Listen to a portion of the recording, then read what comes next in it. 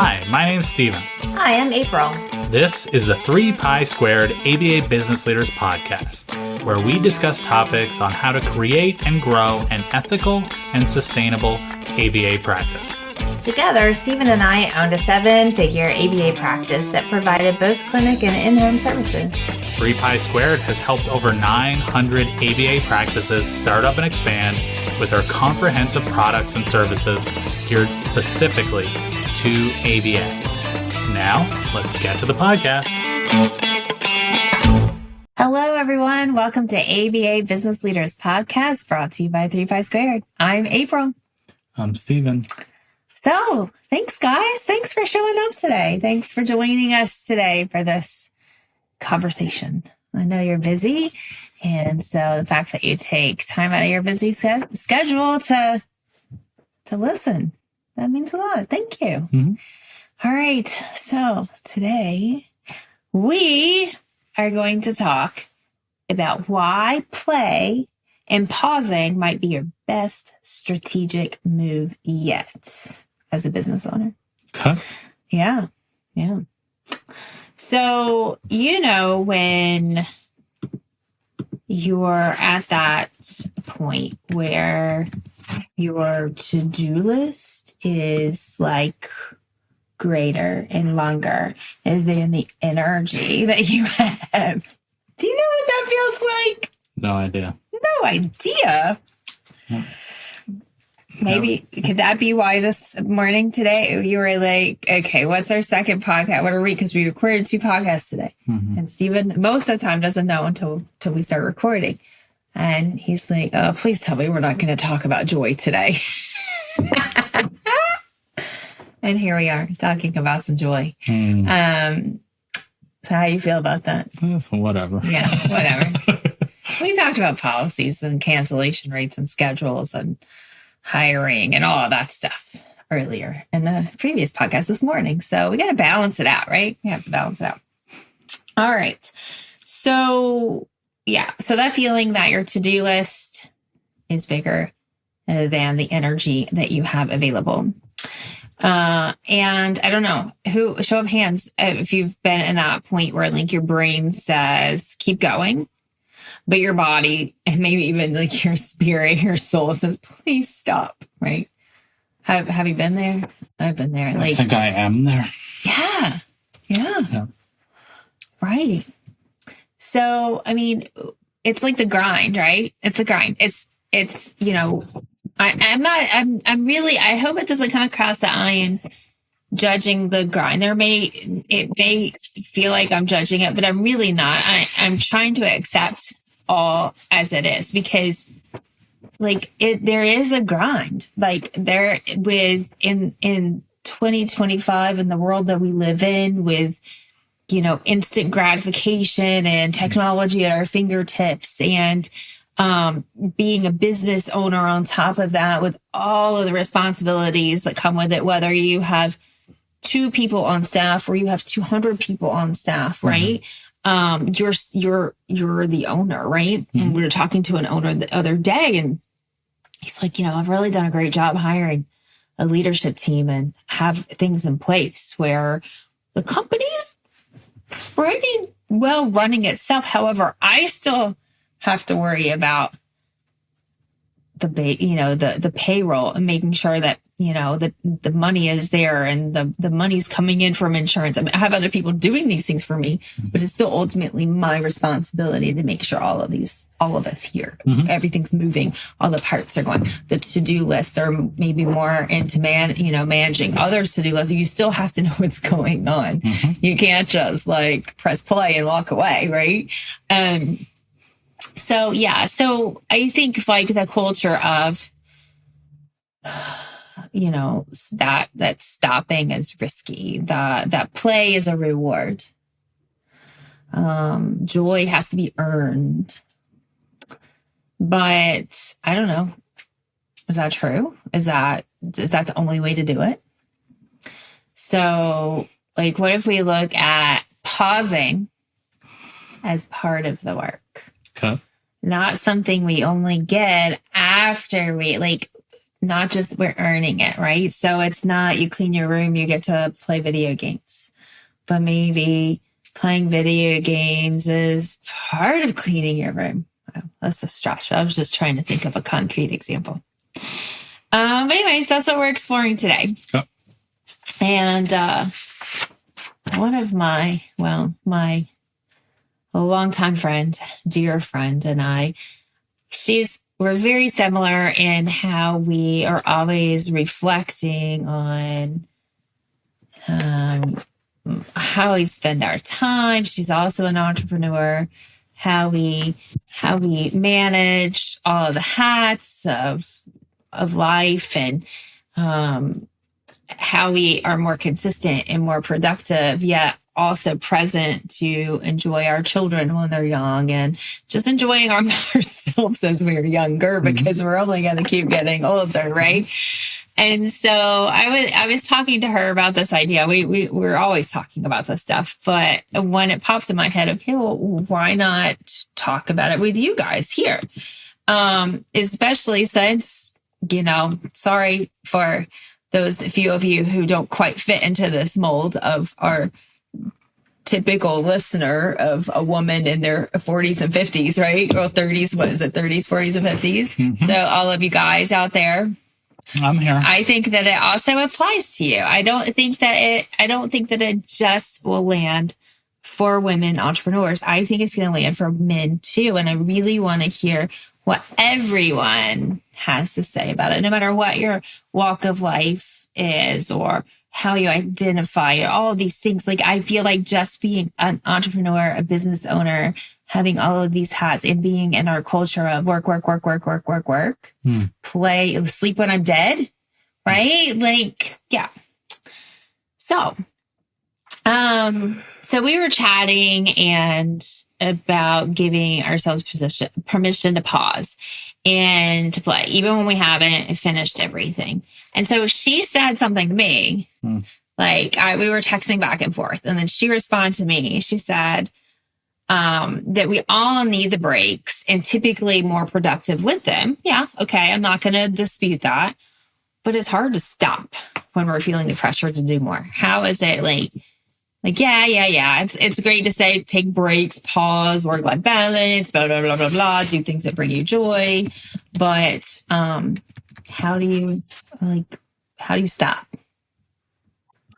So I think that's it, right? That's the tension that's where we live, right? Is like wanting that rest, knowing it's good for us, but also feeling like we have to keep going, or things will fall apart, or we'll get further behind, or, we'll have more work for us next week if we and it's not even about taking a week-long vacation, right? It's not. And that's kind of what we'll talk about. It can be small breaks, mixed in throughout. So I'm also going to be bringing in some science behind this, right? Not just, you should take a break, pause, give yourself some joy. We're going to bring it. That's the premise of this, but we're going to bring it further than that. And we're going to talk about the science and how, why pausing works, and then even relating it to some behavioral pieces. Okay. All right. Sounds good. You ready? You don't look like you're ready. You look like you're let me just check out. Okay. Did you pause? All right. Now, this being said, my lovely, creative ADHD brain, I have 12 pages of notes and ideas and connections and concepts. And I was like, I'm not ready to do this podcast today because that's not perfect. Okay. But I decided, you know what? It's a conversation, and I think a conversation that's important to have. And so I'm just going to go with it. All right. So let's see. Now I'm going to this page. All right. Still paused. So it's okay. I'm just messing with. I'm trying to have fun here. I'm trying to stop the work and play. You're trying to stop the work and play. Okay. I love that. I love that. Right. I think part of my issue is that like I have so much to say and so many different directions to go. I don't even know where to start at this point. Okay. So, okay. When some key things that I started to think about, like having this conversation with my friend and then saying like, how does that, like, as I'm coaching business leaders, right? Like I don't know if they choose me versus you when they book the consults, because of like, probably like who they want to talk about, like billing and rate negotiation. Maybe they choose to go with you. And if they want to talk about like, I'm really overwhelmed, I don't know where to start, they choose me. I'm not sure. I love it if that's what it is, because I love talking about this stuff. But from our conversations that I've had outside of my friends, but also with business leaders, is how do I have time for that? Like, I don't have time for that. Okay. And so it's like, well, how do you not have time for that? Is like the counterbalance for that. Mm-hmm. But it's like, okay, whatever. Yeah. Go away. Right. Mm-hmm. So one might say that joy is like protective, like play and joy in having, a hobby. I couldn't even think of the word hobby. Having a hobby, can be a protective factor against burnout, right? And so that's kind of when I was like just brainstorming, okay, well, what makes this helpful? What makes this necessary? What makes this something that I'm going to, recommend that you do, is because, okay, well, of course, like if you take time to play, if you take time to rest, then you're more, your bucket's full and you have more energy, blah, blah, blah, blah, blah, right? But there may be some, a lot of barriers to that, because there's only so many hours of the day and there's so much work to get done. Right.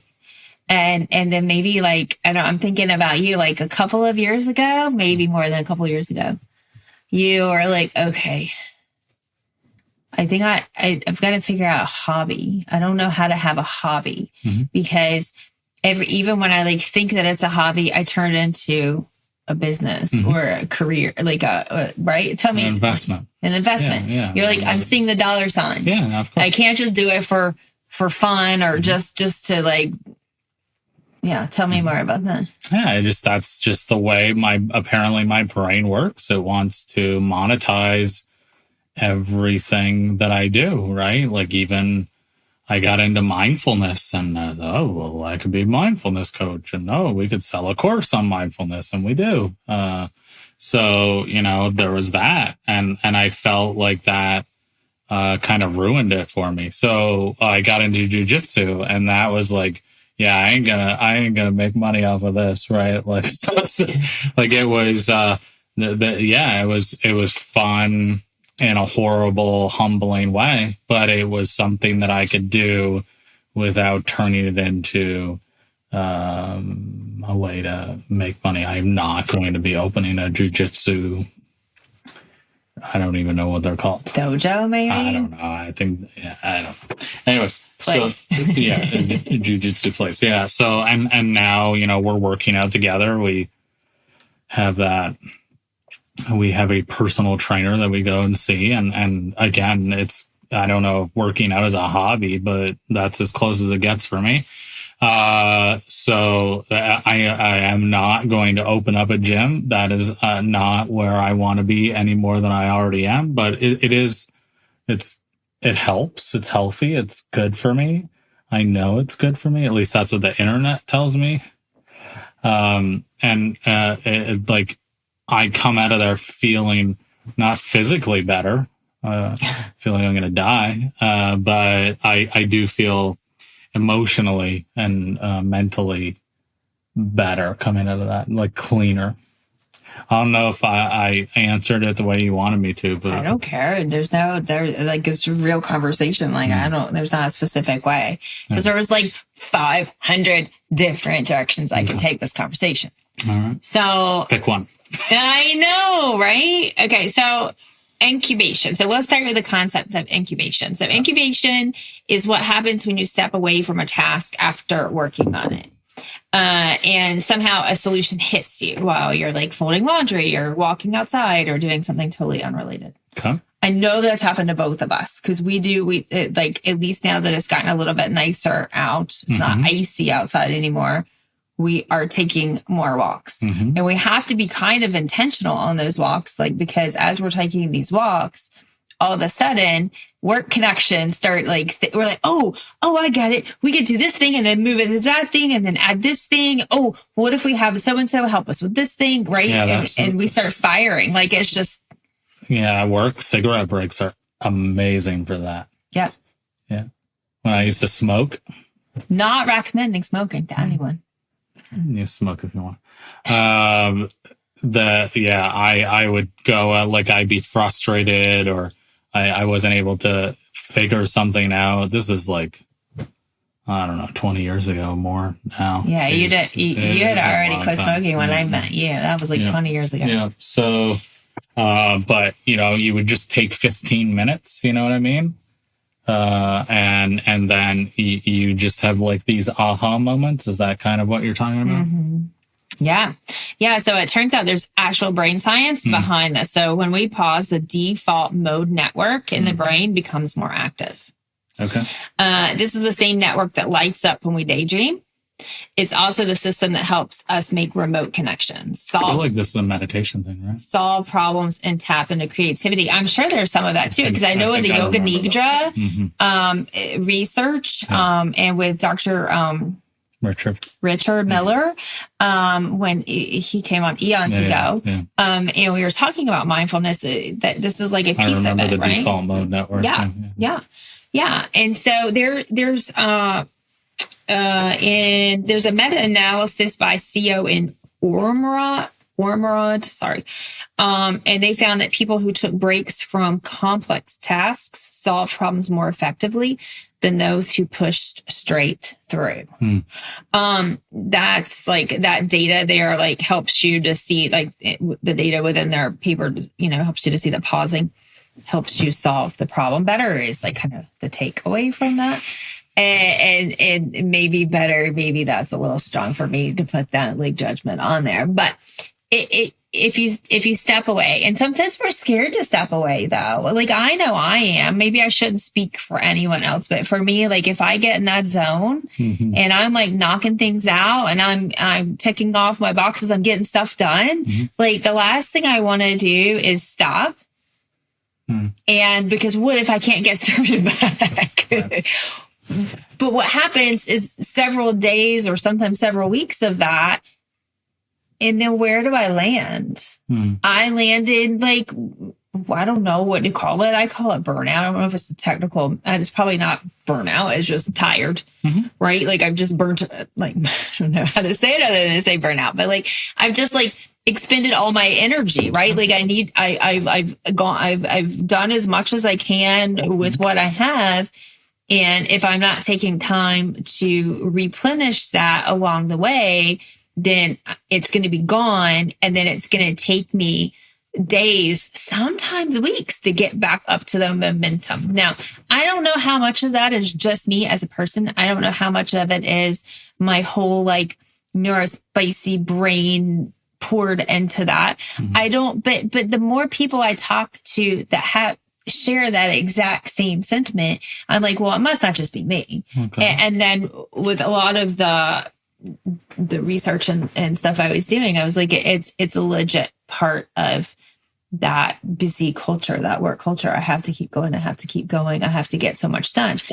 Now, I also have talked to people who I feel like maybe have more of a healthy work ethic, right? Where they're able to turn it on and turn it off as they need to.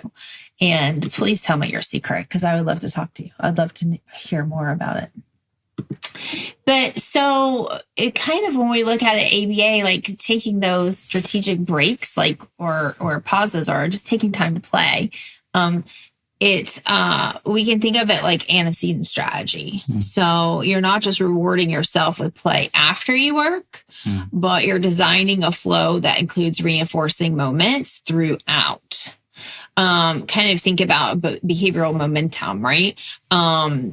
Non-contingent reinforcement, or shaping behaviors like throughout joyful intervals. Yes, I know, define joyful. But so the idea is like, it's not like work, reward. I mean, it can be though. See that? And that's where my brain is getting stuck in, why I want to have this conversation is because, I guess it's not black and white. There's different ways to do it, and different ways can work with different people. Right. And I think really it's just about exploring that there are different ways of doing it out there. Sure. And that the way that we're doing, maybe if we take a step back and we reflect and we're like, whew, maybe is that working for me or is that not working for me? Right. As we're talking about burnout and talking about feeling overwhelmed and, forgetting why we're even doing this. Right. So it's like really just kind of stepping back and evaluating, okay, where do I stand with this? And knowing that there are different ways to go. And so there's no one right way, but having that conversation to be able to discuss like the potentials, right? I don't know. Sometimes the work is the reward or something. Yeah. Because you get the job done, right? Like, especially like for me the other day, I had a list of emails that I had been wanting to get to, but they weren't like super priority. There were other stuff I had to get to. And I was able to take a few hours to like knock all of that out. And it felt really good that I got that done. Could you not enjoy your work other than getting less done? I do. There's so much about my job that I love about doing. But the lists are there. They're always there. I understand. I'm just saying maybe you can say, wow, look at that thing I just did. It's not like I don't have to check it off on a list. Maybe you can just say, wow, this is really enjoyable. I enjoy doing this part of the work. Yeah. Yeah. Well, a few years ago in therapy, I did come up to the realization that like, my to-do, like my worth is not measured by my to-do list. Sure. Yeah. Cause totally I had that belief that like I was only worthy if I get all the things done. If I was productive. If I was super uber fantastic productive at all times, could only I be worthy. But even then it was just enough, enough. Right. It still wasn't worthy enough. Right. And that's when I like adopted the just enough and like trying to figure out where perfection lies and where, what's okay with just getting started, just, and doing just enough work and, Yeah, I would say just enough is relative and you have to be productive enough so that you can live and eat, right? Well, and so there's right. And I guess that's what I'm failing to like mention here because I know that like there's so many different types of people with different work ethics and just because we're ABA business leader doesn't mean that we're like all exactly alike. And so, and I guess what I'm kind of thinking about are those people who those of us who could categorize ourselves as workaholics, right? And maybe we truly are burnt out because we are working we're never, the to-do list is never done. Maybe those out there who have that belief of like the to-do list, like when the to-do list is done, then I'll do this, right? And the to-do list is never done. So yeah, maybe looking at reframing it differently. Yeah, I think prioritizing, if you don't know how to prioritize, you're not the only one, but I would prioritize what needs to be done. I mean, we've talked about this before. If you're working 80 hours a week, you can't do that forever. You need to delegate. I mean, there are things that you can put in place. Again, we talked about this in the last podcast, but, making sure that the rates you accept are profitable enough that you can hire someone to help. So, these things have to be put in place. And if they're not, that certainly makes it more difficult to feel as though you can take the step back to play and have joy. And if you're completely consumed by work and you're telling me to take a break, all I'm going to be thinking about is work. Like I don't remember the last time I had a vacation. I honestly don't. So like a real vacation, you know what I mean? Like we went somewhere and did something, right? But I can remember when I would take a vacation from like my real job, like a real job that I used to have. When you're an employee for someone else's company. Yeah. And so the first few days you would be just, thinking about work. Oh, what did I do? Would I leave? What's going to happen when I get back? And then by day 3 or 4, maybe you're somewhat relaxed. And then day 5 and 6 come and you're like, ugh. Okay, Cece, right here. I got to go back to work. Okay, so this is where, so my good friend is on vacation right now. And she had one that I was having a conversation with. Mm-hmm. And she was like day 3 vacation, right? And she's like reading a book by the pool. And she's like, I'm here. I hit that point. And she was like, April, I just hit that point. And all the ideas and like the solutions and the peace and the, like, it's all hitting. And she's like, oh, okay. But now I'm also in that point where I'm having to recognize that, like, to not go take that into like more work mode, or maybe she is, but like not, you know what I mean? Like it's not just about that, but the whole idea here is that she was able to find those solutions and she was able to quiet her mind, like day 3 of vacation, states away from her home. But what I am trying, like the thing that I am so desperately trying to make the point of here is that we can do this in our life on the daily, in small bits, so that we are not, it doesn't take like a vacation far away from home and getting into day 3, where then we finally are like, oh, all right, it's releasing, we're decompressed, ideas are flowing, and then a couple days later we're getting all worked up because we have to go back to work again and hit the grind. Like, this is like, you can live life on vacation. Does that mean that you're like living a resort life? No, but like you can take that time for yourself. I think that one, like, if you are going to take small breaks during the day, which I think is a great idea, like it to kind of reset, get out of your own head, I would suggest turning off the phone, right? Well, like, of course. Well, I don't know if that's an of course. Maybe that's an of course for you. But like, well, I don't turn off my phone. Right. So there you go. So like, this is maybe too much information, but some of my best ideas came from the bathroom. and there's almost no good ideas in the last 5 years from the bathroom, right? And it's because there's a phone in my hand while I'm going to the bathroom. Do you know what I mean? So you have to disconnect from that. And that was what, like, I'm not advocating smoking. I'm just letting you know. But you put the thing down and you just, like, you're deeply breathing, and you know what I mean? And you're taking a break and you're not focused on anything else but just smoking the cigarette and deep breathing. and you would have these ideas. You're regulating your emotion. And hey, nicotine is not a terrible thing. No, so let's say that we all agree with me that you need smoking.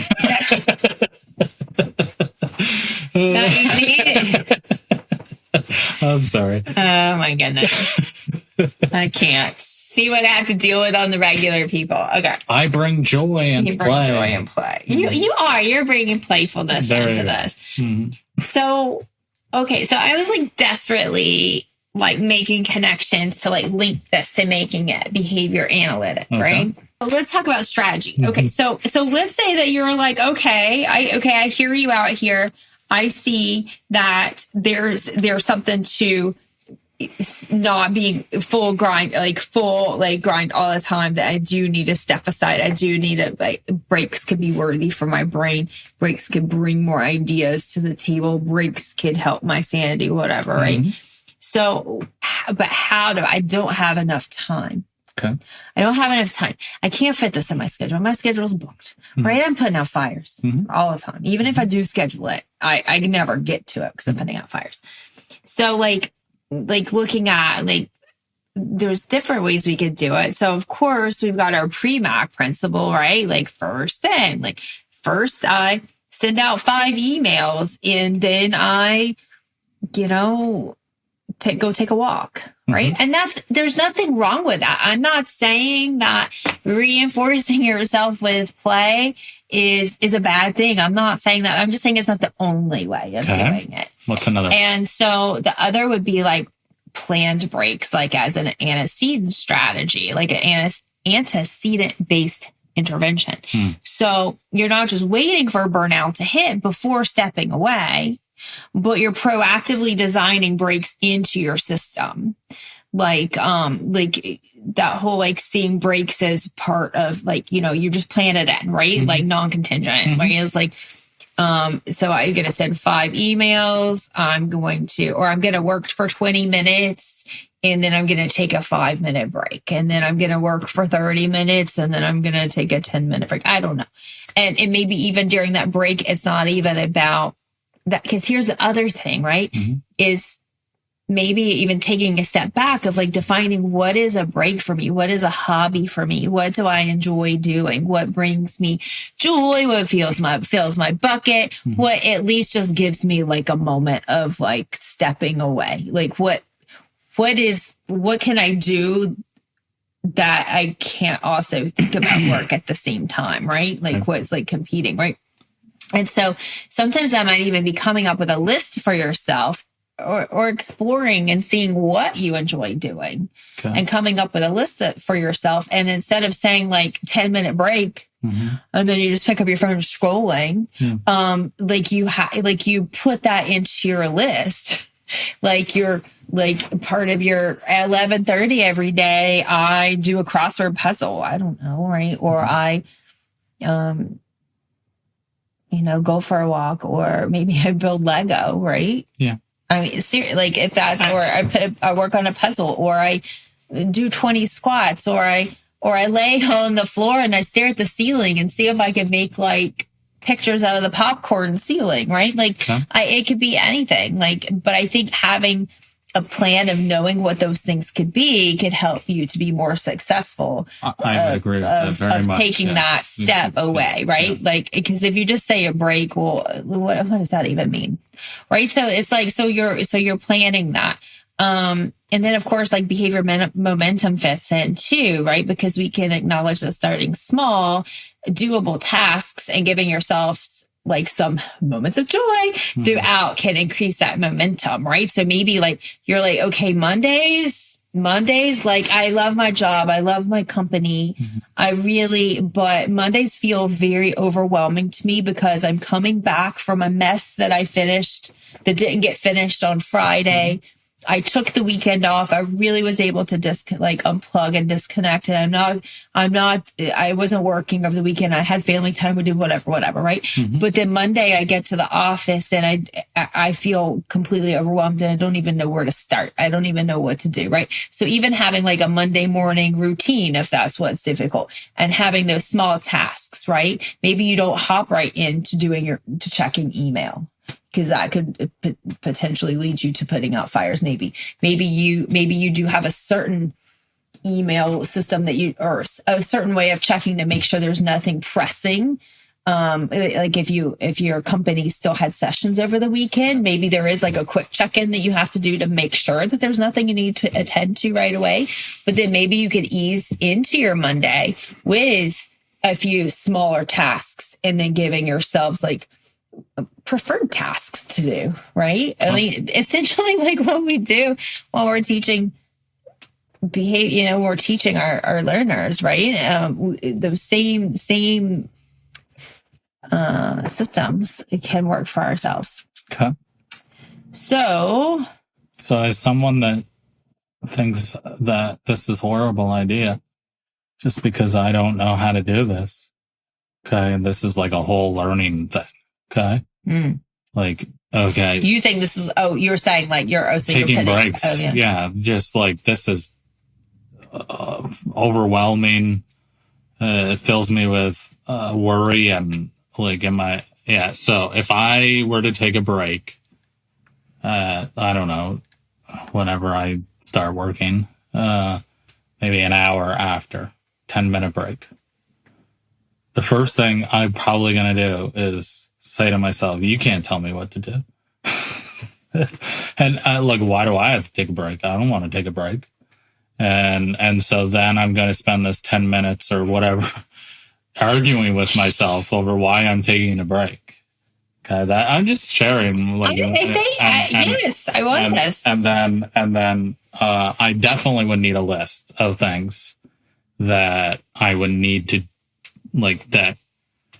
Good Lord, that I would need, that I would pick from, right? But then I know myself too well, apparently. But then I would say to myself, oh, I don't want to do that. I gotta do this, and then I gotta do that, and then I can do this, and that takes too long, and I probably get to it for like 2 minutes, and then I have to come back to work because it's on my schedule, and I've got a meeting, and blah, blah. So that just, do you understand that sounds way more stressful than just continuing to work? Yes, okay, because that's where same. Okay, same, okay. Absolutely. And I've been practicing and I've been trying some of these things out. Okay. How's it working for you? It has over time. Okay. I have seen slow improvements. Okay. And I guess that's why I'm landing where I am right now, right? Because we do something, we see positive benefit from it. We start to see it change our lives. Mm-hmm. And then we're like, oh, I need to share this. Like, this could help you. Right. Because I am learning how, and maybe not everyone I think we're all cyclical beings, but maybe, we all have different thresholds of how far we can push and push and push and push before either our body, we get sick and we have no choice but to rest. Or in some of us even push through that, right? Until we just can't anymore. Let's say you push for 5 days and then you burn yourself out and you need to take like 2 days, like you're just done. Your brain's not working and you need 2 days off. And then you're back to it and you're working for 5 days. Like, just for a very concrete example, if perhaps, like, this is what I'm learning, is if I can start recognizing in myself, this is my first step. I was like, if I can start recognizing, oh, I'm in that place where I'm just like push, and I'm not stopping to eat. I'm not stopping to take breaks. I'm not doing anything for fun. Mm-hmm. I'm a little bit, maybe I'm cranky just because I'm being interrupted because I'm really in a zone and enjoying my work. Mm-hmm. But work isn't the only part of my life. And so then I'm like, oh, well, maybe I can start picking up on these. Oh, I'm starting to feel this way. That means I need to take a break. Well, that didn't work for me, right? Okay. And so then I was like, well, what if I just schedule in breaks for myself? So and then I had to go through, okay, well, what do I do on these breaks? And so I explored what I like to do and I made lists.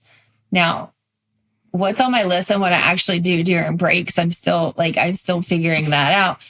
But I have found that I'm able to not lose all of my energy as fast, with taking breaks. Oh gosh, I wish I knew how to say this better, but it's just I don't have it figured out completely. Okay. I just really want to have a conversation and I want to see what other people think too. And I want to start talking about it. And like I said, I felt a lot more organized and I have the answer when I was putting this podcast together. And as we're talking, I'm realizing that it's so many connections. Well, I already know there's a lot of connections, but maybe it's not as black and white as I like to put things, as I like for things to fit together. Sure. but we do know like that default mode network, like we do know that's a real thing, and that that part of your brain becomes more active when you're in restful state. And I would agree with that. But like in my opinion, that most people these days, when they are taking that break or stepping out of work, it means stepping into the phone. So it has to be intentional. So it can't just be take a break. And I think that's why I didn't like the whole break. When I started calling it a break, even myself, when I was planning this, I was telling myself not to call it a break. But it's like, maybe it just all goes back to intention, like being like knowing your why and your values and being intentional with showing up for that. But like why it can matter for business leaders to give yourself permission to pause, even for a walk or play or a creative hobby, whatever it is that it can lead to better decision making, more innovative solutions, and like it can help you to reconnect with your values and can also help give you clarity. It's just that whole like when you're stuck, walking away like feels counterproductive, but is actually the most strategic thing that you can do. So it's like taking that whole idea of walk away and come back to it. Do you have to be a day 3 of vacation to get to this point? Do you have to work and like pine away for this vacation that's going to happen in 6 months? I'm not saying it's great to have a vacation to look forward to. I'm not saying that. But like I'm looking at it a different way. Like, do we have to wait till we get to that point before we allow that? Does it have to be day 3 of vacation 6 months from now, or can it be right now today? Can we like step away for a few minutes, whatever that looks like, and come back and be like a little bit more renewed and refreshed? And as leaders, as we do that, how do we model that, for our staff? Because that doesn't mean where we're like, okay, well, we want you to start calling in and canceling sessions because you need a break. Right. That's not what it's like. I'm trying to make it like part of the culture, a way of life. And there's still so much more. I know we're at 45 minutes and you guys are probably like, all right, April, like, okay, I've had enough of your rambling. Or maybe some of you guys are talking back to me as you're listening to me and telling me the answer to this. I would love to hear that if you have that. And I have so much more. I don't know. Maybe I'll take some time and write a blog about this, and maybe I can get some more of my ideas there. But I even have like a whole science corner that I was going to go into. Maybe I can get my thoughts together better and we can go through this. But I have a lot of information of like how, like the science behind it and the science of how to implement it as well. So I don't know. Let me know if you want to hear more about this. And I can definitely go into more of the science behind it. Can you give us a hint of how to? Okay. So, I just didn't know how much more time we want to spend. So like we talked about behavioral momentum, right? And how that there is that connection to that incubation that we discussed.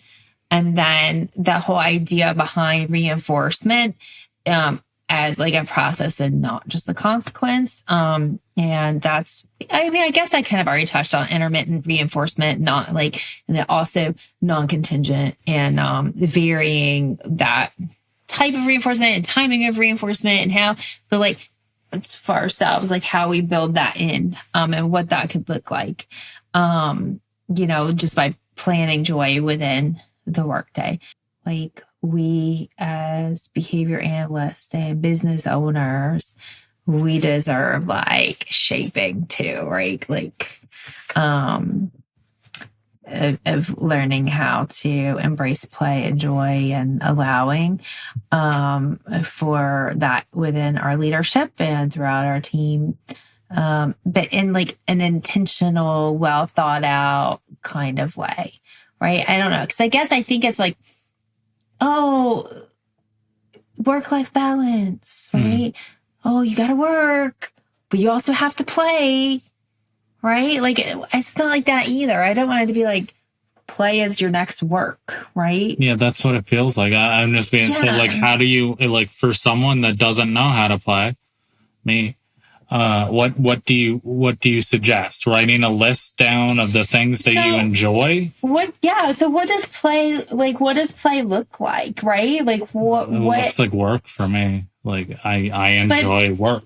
But what could you do to play? Like so you enjoy work, and so that's like play. Uh-huh. But I wonder how many business owners like feel that way. I don't know. But also, why the hell did you start a business if you're not going to enjoy it? Exactly. But where's that line? Where can you, because then like, how can you enjoy working? Well, like you enjoy working, but then it like gets to a point where you don't know how to do anything other than work, but then you're burnt out. And so there's a difference between not enjoying it. There's a difference between working 60 hours because you like it and you're working 60 hours because you have to. And so that's the difference for me. Like if you get into the zone and you're like, I imagine like an author or a musician, right? Like they just love playing guitar or they just love writing a book. But then there are also those other times where they're blocked and they're like, they're angry and they're just forcing. When you're forcing it, I assume that's where you need to step back and say, wait a second, I have to step away. And that's where the magic happens, right? Again, not stepping away to go on your phone, go on Twitter or whatever the kids play on these days. so like not that, but stepping back, like walks in nature, I think are very helpful, getting grounded in nature. Yeah, and I think we say nature a lot because that's what we feel, but there's probably a lot of people out there who are like, I hate nature. Yeah, most people like nature. Okay, if you don't like nature, then go walk in the mall or something. But like most people enjoy being around trees and most people enjoy walking on trails. It doesn't have to be like a hike in a mountain, but like there's got to be a park around where, it's somewhat quiet at certain times of day that's safe to go to, right? And you can just kind of release and what, I think that's the point of this in my practice of meditation. It's not saying you have to do something. It's, hey, this is here right now. I can recognize it. I'm acknowledging it, and I'm still going to do the thing that I know will be helpful. And then eventually that kind of falls away, and then just the helpful's left. And so how much you force it is going to determine how long it takes for that thing to fall away. And so if you're like, no, I'm on this walk, I'm not supposed to be talking about work, then you're going to think about work the entire time.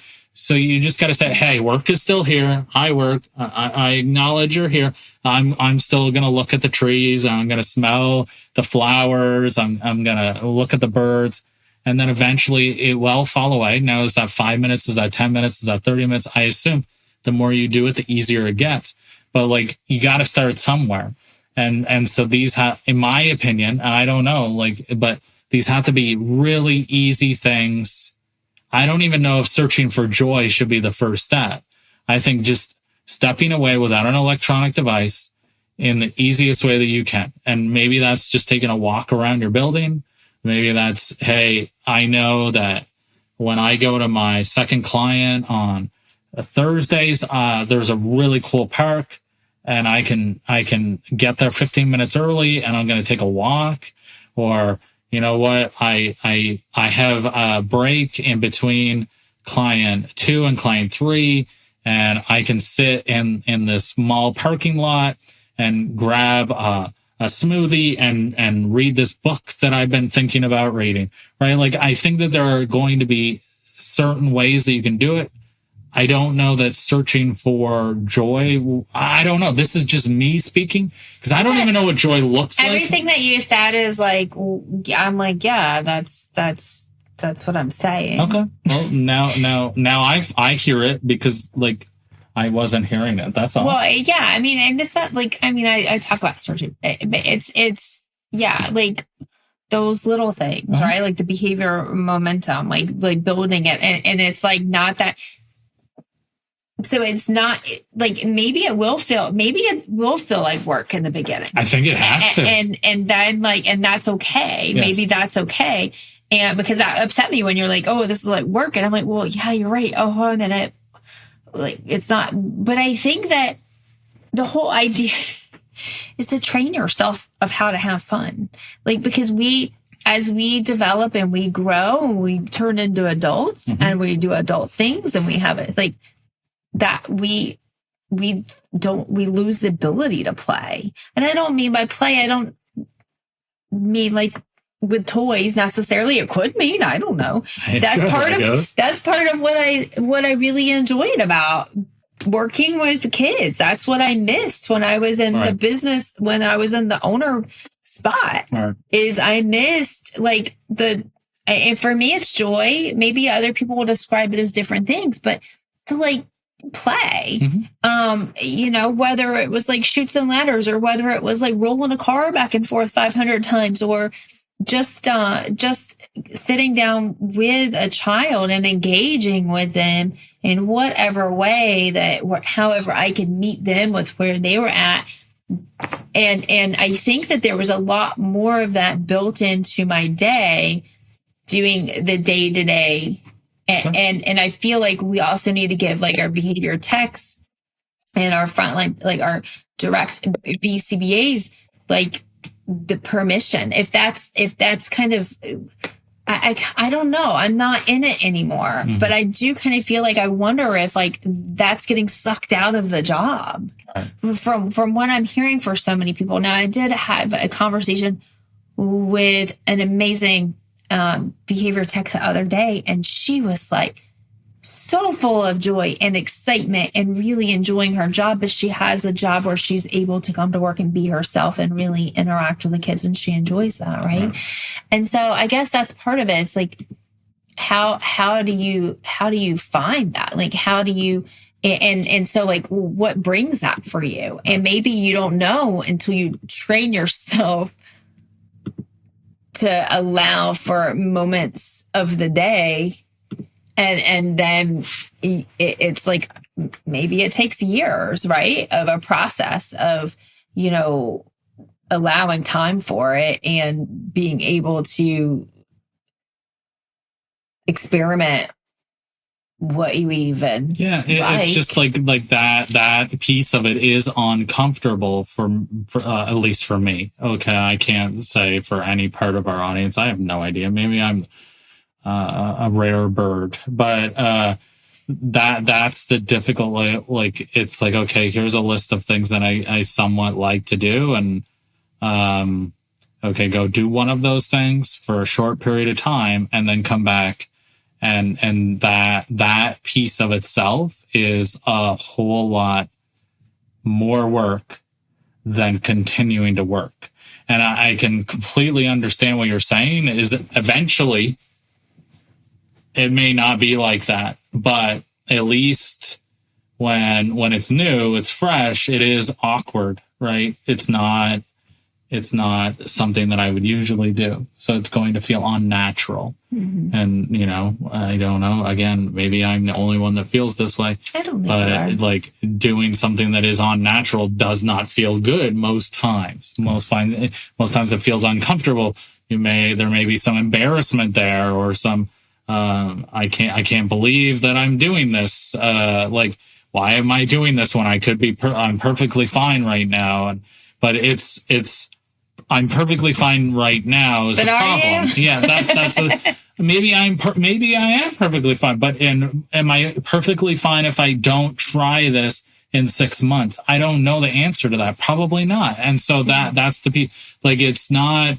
I would assume, and maybe I'm wrong in assuming this, but this is like, okay, I could go and spend my money at Starbucks and McDonald's, and I can get that really cool, flashy thing that I wanted on the internet. And now I have, like, after 60 years of that, I have no money and I have nothing invested. And so now I'm just going to live, maybe I'll live in a box in the street, right? Like that. So, but no, that's dramatic, but do you understand what I'm saying? Like, so this is kind of like that. So, hey, maybe that McDonald's thing and that flashy, cool toy that you're never going to use, maybe you should have taken that money and invested it. And had you invested, $100 a week over 60 years, you would have a little nest egg and you would be able to retire. Maybe not extravagant, but at least you would have something set aside. And maybe this is the same thing. Maybe if I take those little minutes and step away and take a break, maybe that will give me the endurance that I can continue doing this for longer than I would have been able to otherwise, right? Maybe I'm not in a mad panic selling my company at year 5. Maybe taking those little bits of time every day and finding that joy, maybe I can last another 10 years, right? I would assume that that's what would happen. Yeah, I mean, and that's right. That's why I thought this conversation could be relevant to business leaders in the first place. Is like, if burnout is such an issue. It's up there with billing and scheduling and rate negotiation and burnout, right? Like, and the amount, and I know social media tends to be a little more negative anyways, but the amount of people who talk about their job, like it's just some horrible, I'm like, wow, does anyone enjoy having an ABA business company, business, does anyone enjoy being a BCBA? Does anyone enjoy being a behavior tech? I just think that what we hear is probably not the norm. I think when they're coming to us, it's like like somebody's calling the fire department, right? The fire department gets a million calls and 99% of them are fires, right? Like I think that's... And I do get that, but I'm not talking about just people who come to us, right? Like I'm just talking about in general out there in the ABA social media world. And and I also acknowledge the social media world's not the real world either. And I do get that people are a little more bold and sometimes that's just where they go to complain. That's their outlet. Yeah. And that's their outlet. And maybe they're saying all their good things to the people in real life. And then they're saving social media for the complaint for their outlet. I get that. I'm very well aware of that. However, I was like, okay, well, burnout is one of those things and not enjoying your job is one of those things that's being talked about and is a thing. Then, okay, as we're like, how can we help? What are some strategies? What are some maybe different ways of looking at it? And figuring out how to build in those some enjoyment, some play within life. And there was a whole other avenue that I was going off of. How can you, and I'll leave it at this. How can you bring like play within your company? I'm not saying that it has to be like you're forcing everyone to do a group activity, to go to a ropes course or something. Unless you enjoy that, right? And so that's the thing. Like, how can you bring playfulness into like your day to day? Maybe that's more like I enjoy the word joy, and to joy is kind of synonymous to playfulness for me. That's part of it. But I understand that might not be how everyone feels about it. So yeah, maybe it's playfulness, right? And so like, how do you bring playfulness into your day to day? Right. And maybe it's not, okay, now you're telling me I have all these insurance things and I've got these hiring things and I've got all of these regulation things and HIPAA, and now you're telling me I need to go play. Maybe it's not like, okay, you need to find the joy right this instant. No. But maybe it's maybe I can shut the hate off for 5 seconds, right? Maybe I can shut the dread off for 10 seconds. You know what I mean? I mean, I won't get into telling you to do a gratitude practice, right. But I mean, that's another technique. There's a lot of techniques, and there's not one way to do it. And I'm so overly aware of that, right? Like I don't want to ever come on and be, unless it's like a very structural procedural thing that yes, you need to do it this way. But like in this realm of the business leader, like I can't tell you how to do it. I can just offer you some ideas of things that have worked for me, things that I've read about working for other people, some research that's out there, like there are different, let's get the conversation going. More importantly, that's kind of where I'm at. Is like, wait, let's talk about this. It's okay to talk about, like, let's talk about these things and get the conversation rolling, because there's many different ways I think there's no one right answer. Yeah, I think that's great. I think having this conversation, I think between two normal people, and we're both trying to figure it out. And again, it doesn't seem like it's not easy. I think that this is hard to do. I think it's hard to set something down that I'm assuming that you love to a certain extent, right? And that you're passionate about, to a certain extent. It is hard to shut off, even when it is hard. And like being okay with shutting it off maybe is the first step, and then figuring out, okay, what are the easy things that I can do to shut it off? Again, don't go on social media, because it's just gonna make it worse, in my opinion. Like that's the last thing. I think it would be better to continue than to go on social media for 15 minutes. Well, so even like, we all talk about screen time, right? But there are different types of screens. Okay. And so I can't remember who I was listening to. I was listening to a podcast the other day, and they were talking about like watching a rerun of Friends, watching a rerun of Office, like watching, like not all screen time necessarily is equal. It's like depends on like your intention behind it, what you're trying to get out of it. And so like sometimes you don't want to go for a walk. Sure. Sometimes you don't want to play Lego. Sometimes you don't want to get into your music or whatever it is. Sometimes you just want to lay on the couch and watch a TV show. Right. And so like old school, like just an actual episode, not double screens. You're scrolling while an episode is up, but maybe really you just allow yourself to enjoy this episode on television or on a device, but yet not doing all the other things on the device, just enjoying a TV show. Right. Yeah. I think, yes, I agree with that. I think that's the point. And the reason why social media, I assume, would not be good for this is because it's just like quick hits of dopamine. It's not the rest that we're, I mean, and perhaps if you had like a Sudoku game or a, mindless little puzzle that's all you're doing. Like I would say that if you're able to stay within that, or an insight timer thingy, or something like that. I'm not saying that you can't touch your phone, but like really looking at like your intention behind it, and like what is it that you're trying to get from it, and like how do you feel like before, even if you're not a like person who feels into how you feel, like even just general, like did I pick up my phone and I like time warped and I feel more tired and depleted now than before, and or did I go outside for a walk and actually it was more stressful than, something else. I don't know, like just checking in with yourself. I don't know. I'm going to stop it there because it's just, thank you. I'm going to stop. I'm going to say, thank you so much. If you made it through this hour of, I don't know, of conversation. Yes.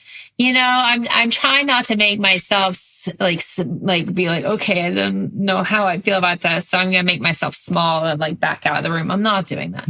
Like, I do appreciate you allowing me this time. And if you just fast forwarded on by, good for you. That's your right.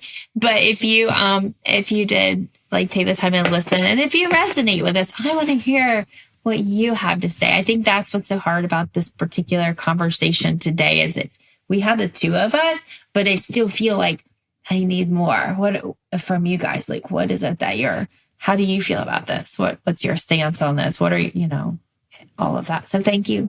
Thank you for spending your time with us. And on that note, if you enjoy what you hear, we would love for you to rate and review our podcast. That it just helps. It helps us. It helps other people find us, from what I understand. Mm-hmm. So we appreciate your time. Thank you so much. See you next time. See you later. Thank you for listening to our podcast. Hopefully it was helpful. If you would like to gain access to this entire video, and actually our entire library of videos, please join our ABA Business Leaders membership. You can find that at www.3pisquare.com.